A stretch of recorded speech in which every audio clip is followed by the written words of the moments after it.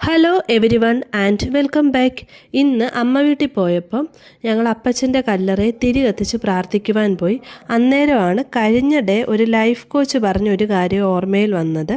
അതായത് നമ്മൾ മരിച്ചവരെ ഓർത്ത് ഒരിക്കലും അവരുടെ മരണസമയത്ത് പോലും സങ്കടപ്പെടരുത് എന്ന്, പകരം അവരെ സന്തോഷത്തോടെ യാത്ര അയക്കണം. ഈ തമിഴ്നാട്ടുകാർ അങ്ങനെയല്ല ചെയ്യുന്നത്, അവർ നൃത്തമാടിക്കൊണ്ടല്ല യാത്ര അയക്കുന്നത്.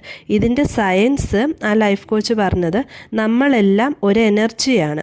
അപ്പം ഈ ആത്മാവെന്ന് പറയുന്നതും ഒരു എനർജിയാണ്.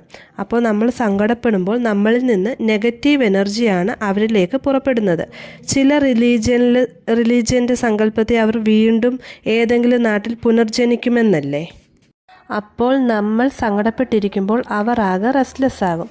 അതുകൊണ്ട് നമ്മൾ അവരെ ഓർക്കുമ്പം പറയണം, ഞങ്ങളിവിടെ ഹാപ്പി ആയിട്ടാണ് ഇരിക്കുന്നത്, നിങ്ങളും ഹാപ്പി ആയിട്ടിരിക്കുമെന്ന്.